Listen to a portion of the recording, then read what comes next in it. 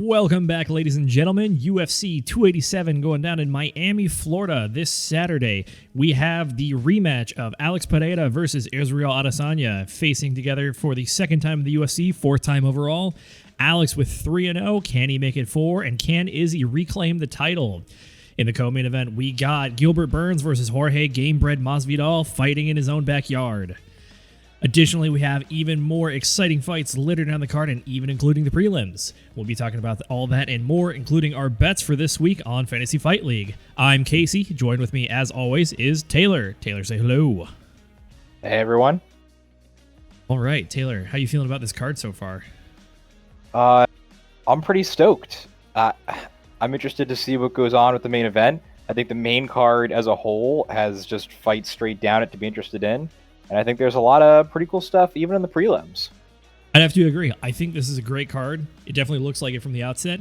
And even there's some big names in the prelims to check out as well. So I'm looking forward to it. All right, with that said, let's get into it. So Fantasy Fight League rules, we got $1,000 to play with. We have to bet a minimum of $100 on every fight on the main card. Highest payout at the end of the night wins. So with that said, let's get on to the first fight. All right, so Taylor, what is this first match we got here? I'll be honest, I didn't have this one on my prelim watch list, but apparently you do. I was just going down the card, looking for fights that I could put a little bit of extra money on. And I said, you know what? I'll watch Luana Pinheiro versus Michelle Waterson-Gomez. I'm not saying that it's going to be the highest level mixed martial arts fight, but I'll certainly watch it. I have absolutely no complaints about that. I don't know if you're familiar with Michelle Waterson-Gomez. It seems like you're not. She's been around for a while. She's fought Joanna Jędrzejczyk. She's fought Carla Esparza. She lost to them.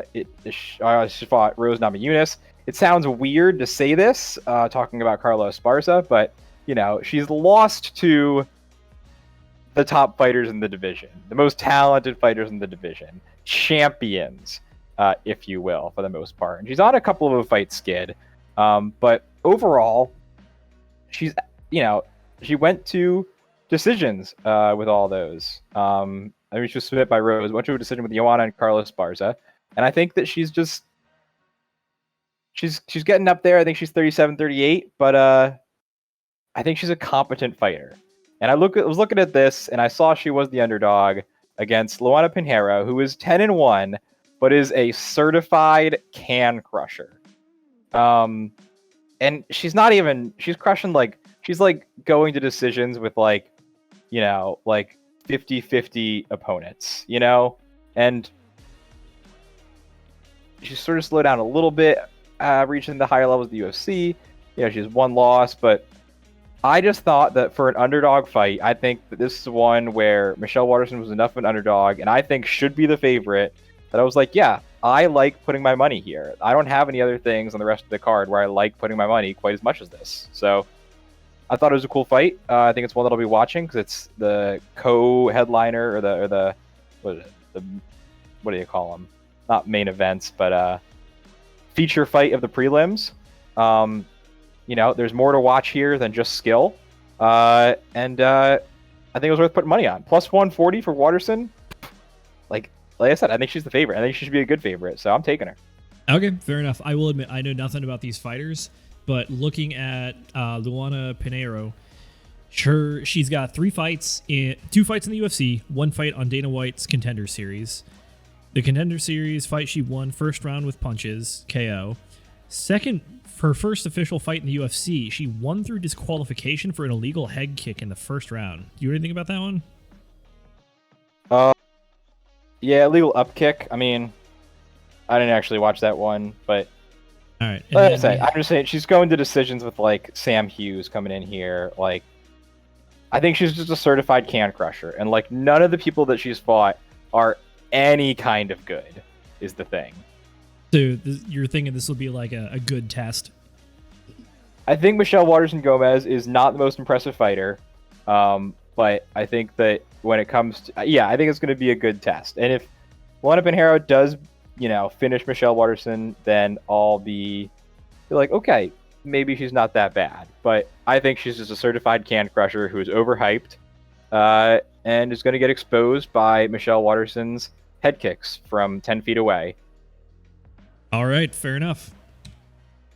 On to the feature fight of the prelims. We got Kevin Gastelum versus Chris Curtis. I like this fight a lot. I think this is going to be a lot of fun. And to be honest, I was super surprised to see Kevin Gastelum fighting on the prelims. Sadly, I don't think you should be surprised. I will admit, I did go check his record recently because in my mind, when I think of Kevin Gastelum, I just think of the interim belt unification with, or sorry, no, that was just the interim champion fight with Izzy. Shoot, that was like 4 or 5 years ago, wasn't it? Either way, that was a 5-round barn burner between those two. That was just an awesome fight. And then since then, I think he's been 1-5, including that fight. Yep. Well, he's 1-5, including that fight. Yeah, I think he's on a 3-fight losing streak right now. So I know what you're saying. It feels like he's got a lot of momentum going against him, but at the same time, like, he's only 31. He's not like an old man yet. I mean, if anything, Chris Curtis is 35, so like, Chris Curtis is an old man. He's getting up there. Yeah, he is. I'm definitely a veteran. Looking at his record, we got 30 wins, 9 losses. He's been around the block for sure. But still, was he the one with the back kick? You're thinking of Joaquin Buckley, who he did beat in his last fight. There you go. That's what it was. If I remember correctly, Chris Curtis looked great in that fight. So, I mean, yeah, he just proved to be the better fighter. He's got that Sean Strickland-esque style because, they trained together. Frustrated by a longer Jack Hermanson, but I think he has the reach advantage on Kelvin Gastelum, which is not the biggest problem. Kelvin Gastelum is used to that. But the way I see it is just fighters have a peak. And typically when they reach that peak, whether that's a title fight or, becoming champion or whatever, we either see them stay up there at the top of their game or they fall off. And when they fall off, they don't come back. And Kelvin Gastelum, while he's been fighting the top of the division, has not come back. And that loss to Darren Till is aging very poorly. Chris Curtis, I think that, he's older, but he's on his way up right now. He's since entering the UFC, he's been doing really good.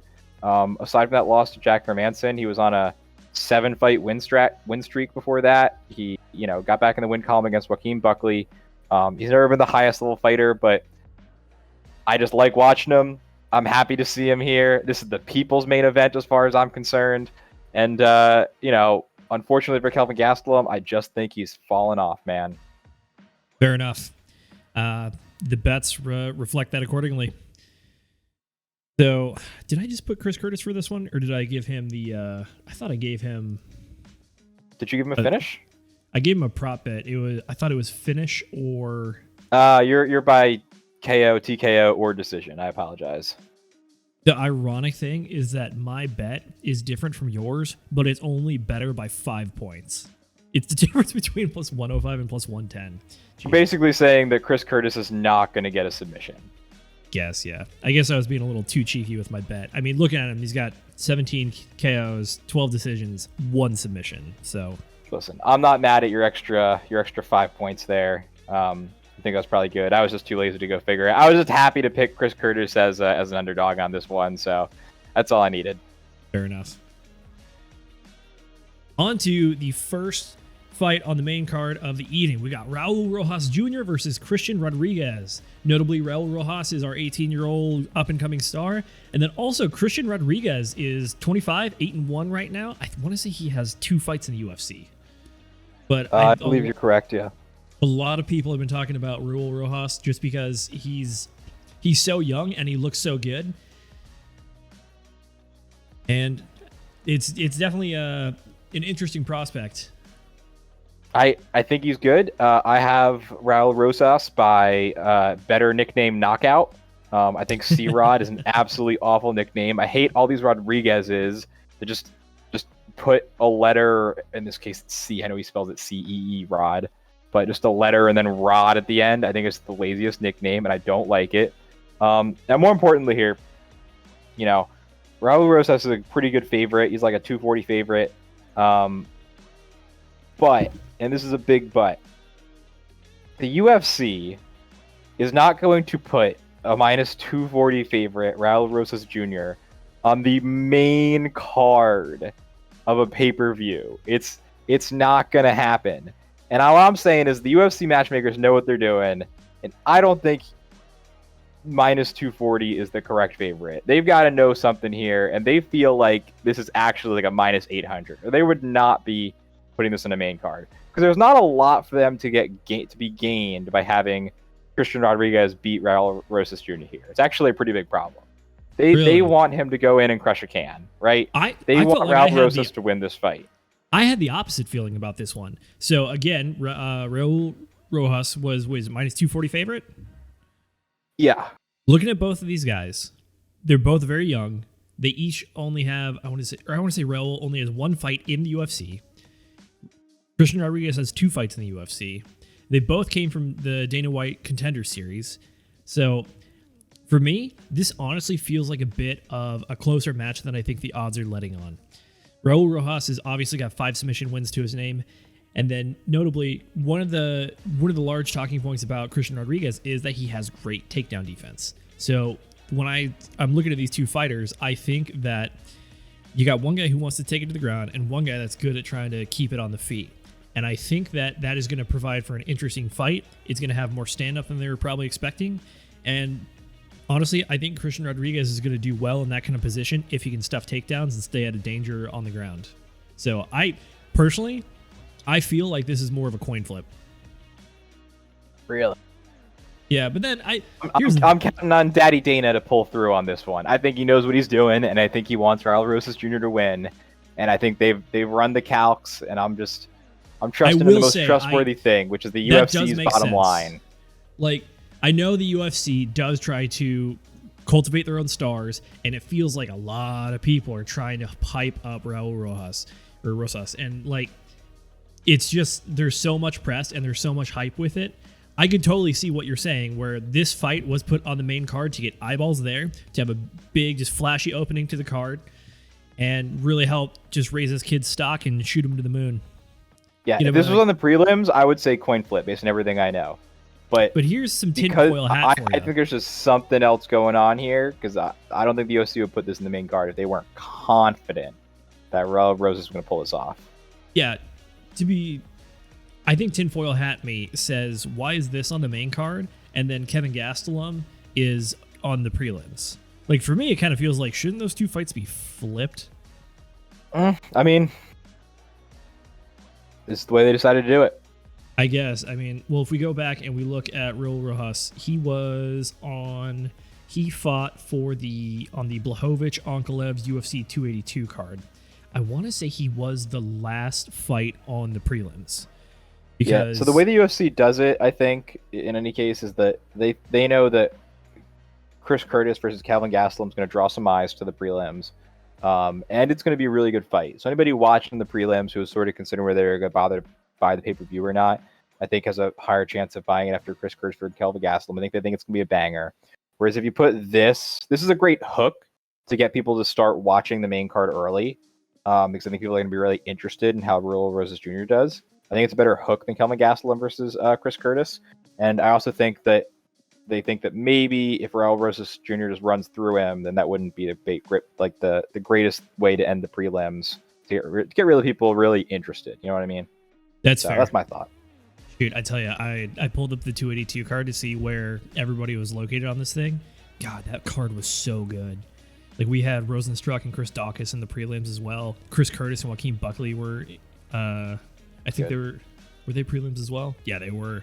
And then, we had Tapura versus Bryce Mitchell, Darren Till versus Dricus du Plessis, Ponzinibbio versus Alex Morono, Petty Pimblett and Jared Gordon, and then Jan and Ankalaev. Oh, man, that was a good card. All right, I'm getting sidetracked here. Let's look at the bets. All right, I have Rodriguez for $100 at plus 210. Like I said, I feel like this is more of a coin flip to me. So I looked at the guy who's the underdog, and I'm like, yeah, I could see him reasonably winning this.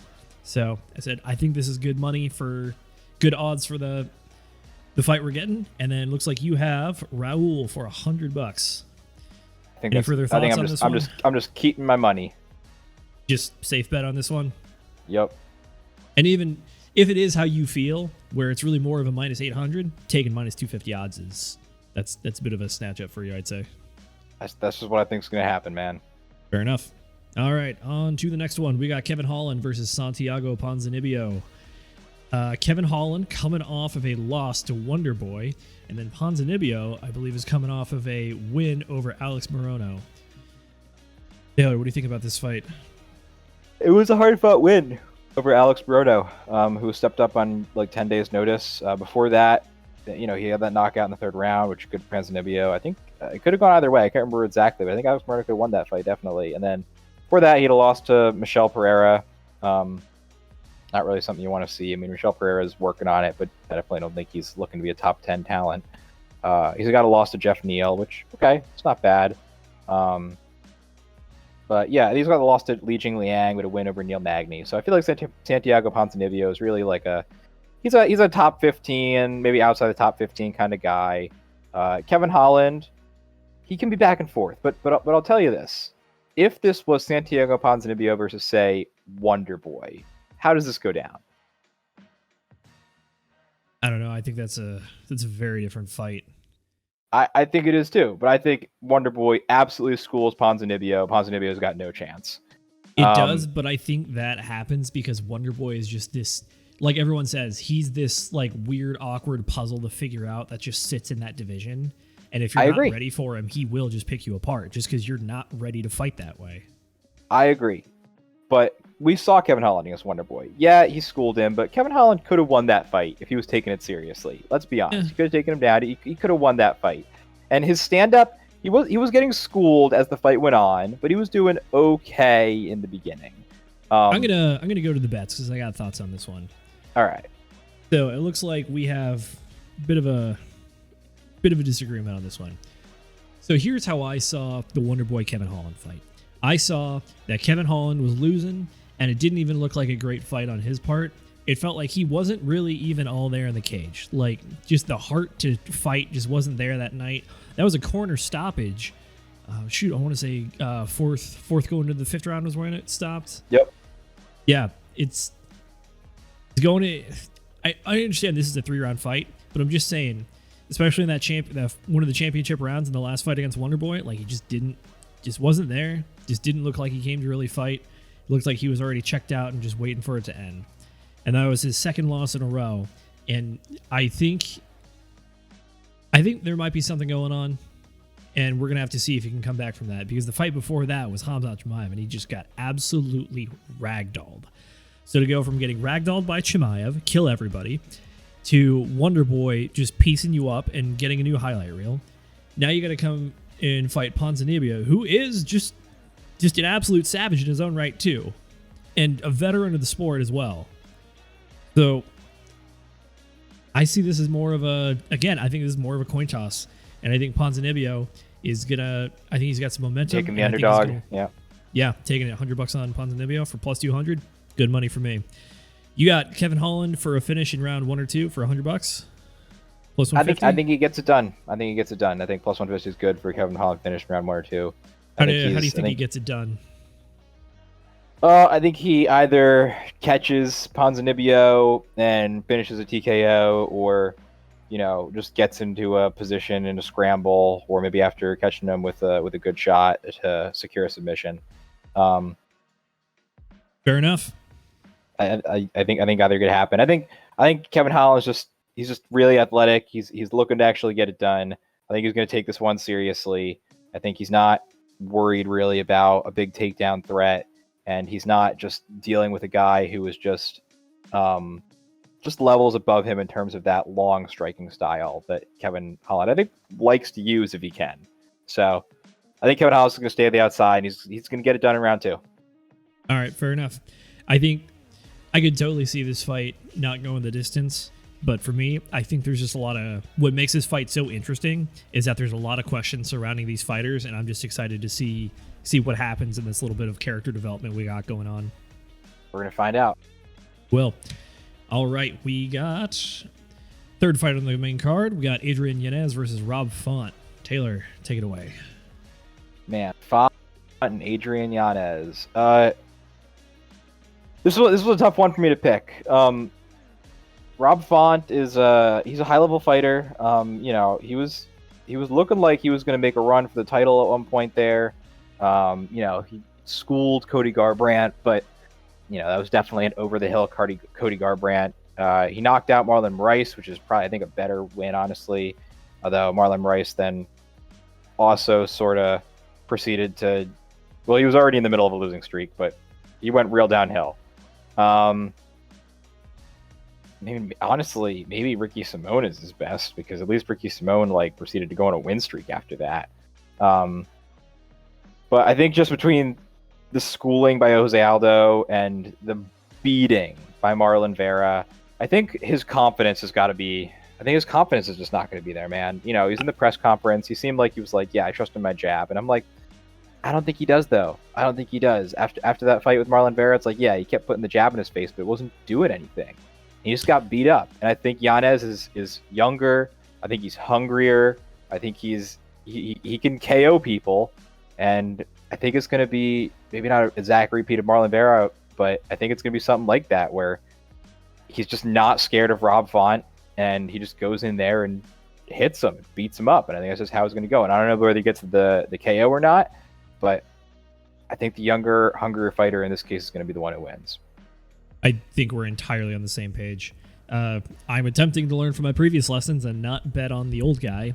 And again, I think that momentum is entirely real in this sport. And right now, Adrian Yanez has it. He has the momentum. Rob Font, like you said, durability is a little bit questioned. Doesn't necessarily look the most confident going in there. And I can entirely see Adrian Yanez just knocking him out and just adding this to another notch in the belt. Sad to say, but that's how it's going to go. Yeah, well, we both got $100 on Yanez for minus 180. Not terrible odds, so we'll see. All right, we got the co-main event of the evening. Gilbert Darino Burns versus Jorge Gamebred Masvidal. Got Masvidal fighting in his own backyard here in Miami, and we got Gilbert Burns. I think his most high-profile fight lately was the Hamzat fight. It's probably his last one too, isn't it? Yep, that was his last. Or no, I think he went on to he submit Neil Magny in round one. Yep, yeah, first round too. Just took him down and solved problems. Yeah, very impressive. And before that Hamzat fight, it was Stephen Thompson who he just controlled for 3 rounds. It hurt to watch he's a top level guy. I like Steven so much, but yeah, he just looks good. And then the fight before that was his fight against Kamaru Usman, where he did lose. But I mean, going before that, even though he was just running through people, Gunnar Nelson, Damian Maya, Tyron Woodley. I think he's I think he's clearly a top of the heap fighter. I think he's clearly a top 5 level guy in the lightweight division. I believe that Jorge Masvidal is 1, over the hill, and 2, the hill was not very high to begin with. I think he gets a lot of credit for a 3-round fight win over Nate Diaz, a 5-second fight win over Ben Askren, a win over Darren Till that has aged incredibly poorly, similar to, I believe, Kelvin Gastelum. Actually, I think Kelvin Gastelum might have lost to Darren Till, which aged even worse. But he's got a loss to Stephen Thompson before that, a loss to Damian Maya. Possibly the best fight on his record is his win over maybe Cowboy back in 2017. I mean, KJ Noons back in 2011 would be his next best win after that. I mean, I just think he's getting a lot of credit for some fortunate situations, and I don't think he's a top-level fighter, and I think we saw that against Kamaru Usman and Colby, and honestly, Stephen Thompson and Damian Maya, and I don't think he's changed that much, and I think that we're going to see it again against Gilbert Burns. I hear you. I'm right there with you on everything. I think Jorge Masvidal, as Colby likes to say it, he caught lightning in a bottle with the Ben Askren fight and the Nate Diaz thing. But other than that, journeyman is a pretty apt description of him.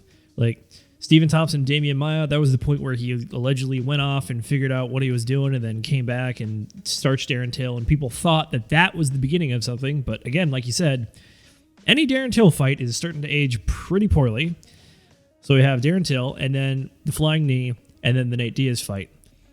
I look at those 3 wins, and it's just like Darren Till sucks.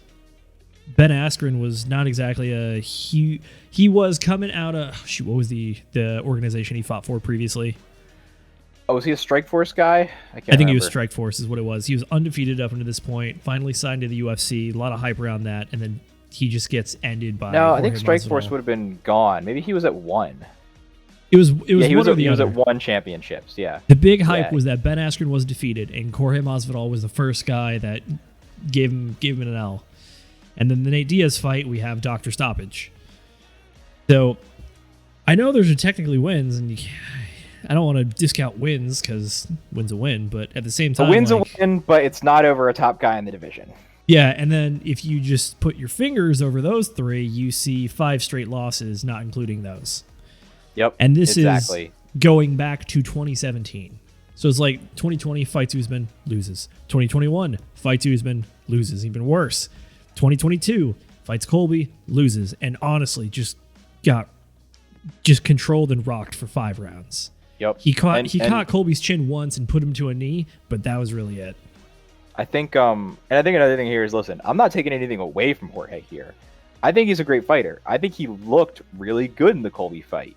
I think he was really fast. He looked powerful. I think his striking is crisp. I think he's a dangerous guy to have to fight against. And he's been around the block. He's been doing this for so long. He's been fighting the who's who. I mean, he's got wins over Rafael Sunsao. He lost to Rafael Sunsao, win over Joe Lozon, wins over Yves Edwards.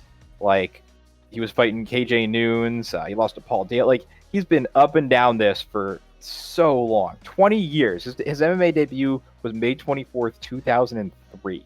The guy's 51 20 fights. years as a professional MMA fighter. 51 fights in 20 years. Very impressive. Very great fighter. Not ready for Gilbert Burns. Not going to win. Yeah. Gilbert looks real good right now, and I think Jorge is questionable. So we both got Gilbert taking this one. You got Burns. I think he's going to win a decision. Yep. I don't think he's going to knock Jorge out. And I think that Jorge does have good submission defense. And I think that if Gilbert takes him down, Jorge's going to be able to defend and at least survive through the rounds. And I think he's going to take it to a decision. Is this at plus 165, I felt like that was worth it. Is this a 3-rounder? Yeah. Yep. Honestly, I like that a lot, actually. Decision for Burns, that makes sense. We could see return to old Jorge Masvidal, where he does fight good, but ends up just losing decisions, and this could definitely just be another repeat of that. Yep. All right. Here we go. On to the main event of the evening. We got Alex Pereira Poatan versus Stylebender Israel Adesanya. This is the second fight these guys are having in the UFC. 4th fight total. 2 old kickboxing fights back in the day, where first fight was pretty evenly matched, honestly, although a lot of people say that they think Israel got the better of him, even though the judges gave the nod to Alex. And then in the second fight, that was actually a good, fun fight to go watch, because it looks like Izzy almost knocks him out and then kind of gets saved by the bell, and then Alex out of nowhere comes out and just starches Izzy in the 3rd round. All right. Something like that, yep.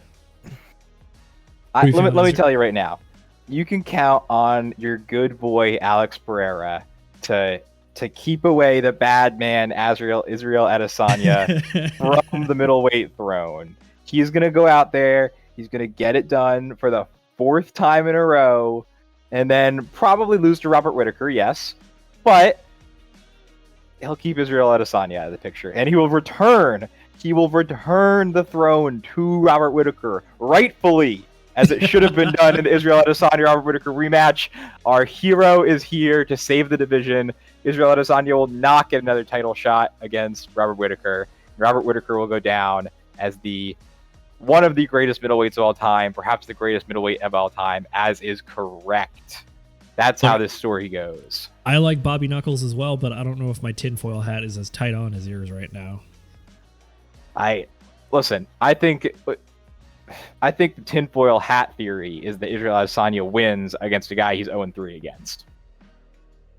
Yeah, that is. I think old Stone Hands is coming for him. I'm betting Pereira by KO. Last time I hedged the bet.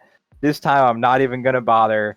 Alex Pereira might get him out of there in the second round. We'll see. But I think he's going to be a lot more aggressive. I think he's going to know that he can handle Israel a little better. I think he's just going to go out there and do what he needs to do and get it done. Instead of doing it in the 5th round, he's going to start it off in the 1st, and it'll take maybe 2-3 rounds at the most.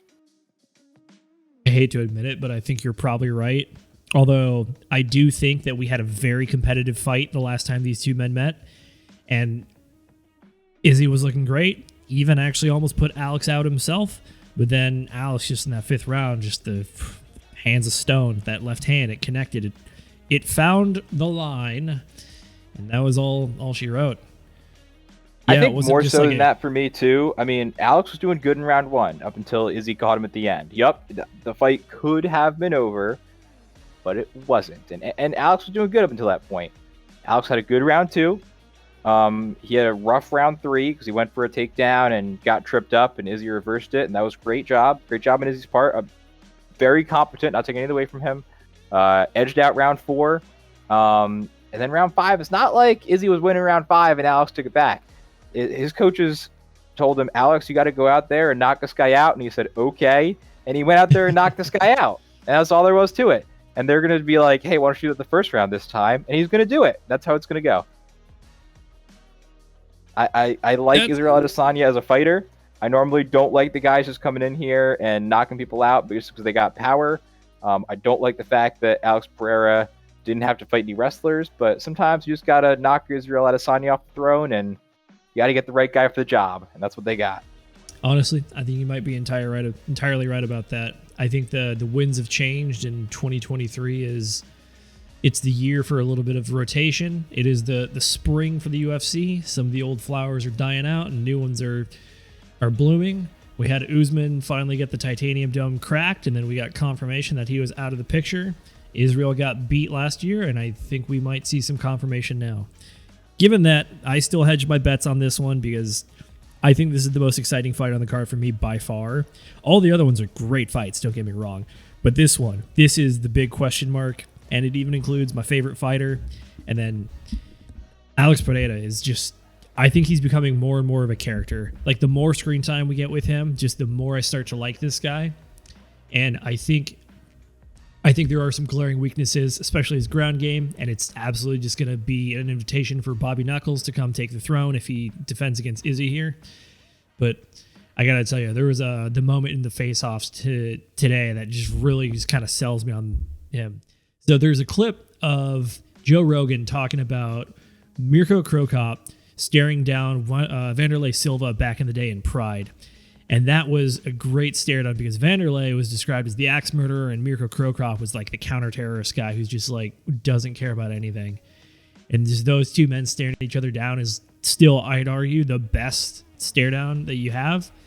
But today, Alex just locks eyes with Izzy and just does not move. And I think it's hilarious because you see like Dana like start tapping him and then start pushing him and like start separating him.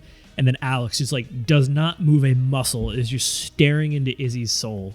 Like if there's a movie about just like the Grim Reaper catching up to a man to eventually take him away, like Alex is the Grim Reaper for Izzy. Like he wants that ass so bad, and he's just gonna get him. The fact that you're saying this just I feel confirms my pick even more. Like you know in your heart that it is true. Search your feelings. You know it to be true. That is a large, scary Brazilian man. Yeah, and that's just how it's going to go. I think he's going to back him up, and I think he's just going to take care of him in there. God, maybe we'll even see Alex shoot a takedown. I don't know if we're going to go that far, but... Well, I think we could. Maybe. All right, so I got $250 for my split here. I got good odds on it, so I figured I'd go for it. Pereira by KO is plus 200, and then Adesanya by decision is plus 190. I think if this fight breaks either way for either man, that's how it's going to break. Obviously, Pereira is known for just putting people out, and then Adesanya is known for kind of just going to the decisions and winning, being the better fighter over 5 rounds. Yeah, that's how it goes. I see you put all your extra money here. Sure did. There it is. That's a place to put it. I like Alex Pereira by KO 200, so I just put it on there. You work yourself out a nice little like minus 105 or whatever, essentially, that one of these two things is going to happen. And I think that's not a bad bet. I think it's not a bad bet at all. So I think you're in a good spot on that one. Right. Total possible payouts for this event is we got Taylor at 2,300 and Kaci at 1,850. I think this is probably largely reflected by the split that I'm doing in that last fight. And then I don't really think you were swinging for the fences on anything. That's if you get about $1,000, that's about even money right there. So yeah, I just picked a lot of I think I picked a lot of underdog picks was the thing. So I mean, I picked it's not like I'm making too, safe bets on this one, but I'm just making a lot of underdog picks. That's fair. I also had Gilbert just money line at minus 450, and that is that's not much of anything. Yeah, I mean, I put my extra money all on underdog picks as well. Michelle Waterson, Chris Curtis. I guess Gilbert Burns to win specifically by decision. Kevin Holland to win in rounds 1 or 2. So I did add a couple unnecessary risks in there, but I thought it was just better than taking the money line in those particular fights. So we'll see how it goes. Higher sense to me. All right, I think that's about it. We're going to start the wrap up here. So we've gone through the card. We've gone through some of the prelim fights. On the scale of 1 to 10, what's the grade for the card in terms of for the card? Hype and fights and the hype grade? I think it's pretty solid. I think it's a nice solid 8 of a card, maybe a 9 of a card. We got some really good fights at the end. The whole main card's really great. I'm excited to see a lot of it. I'd say it's an 8, maybe 8.5 of a card in terms of hype. Like I said, people's main event, Chris Curtis versus Kelvin Gastelum. I'm really excited to see that one. So I think it's good. How are you feeling about it? Honestly, like I want to give this card a 10. I don't know if it's quite there, but like this is honestly one of the best cards I've seen like in a long time. You can give it a 10 if you want, man. Like good. We got some good stories. I like. You got Izzy versus Alex Pereira there. I like that fight. I like it a lot. I like the young guns with Raul Rosas and Christian Rodriguez. I like seeing what happens with Kevin Holland. I like the Rob Font Yanez fight. I think that's going to be I think it should be competitive. And then again, Chris Curtis and Kevin Gastelum one of the prelims. And then even the you've kind of sold me on the Michelle Waterson-Gomez one. So I think I don't think it's a hard sell, my guy. That's just the pictures that Sherdog put on there. I don't know what to tell you. Fair enough. All right. Any last words before we get out of here? Everyone tune in for the Luana Pinheiro Michelle Waterson fight. I think there's going to be some great mixed martial arts going on. And pretty much every fight after that is going to be great as well. So it's a great place to start your night if you're not going to watch all the early prelims and the prelims. Other than that, let's go Alex Pereira. Be the hero the middleweight division needs to return the belt to its rightful owner. Fair enough. All right. Well, we will be back here later on with the recap of the event to talk about how everything goes, where the bets landed up, and what the future for some divisions looks like. Because I think this could, if certain things happen, this could be a major change in the storyline. So see what the UFC looks like after that. As always, I'm Kaci, joined by Taylor. Hey, that is it for our UFC 287 pre-show. We will see you later.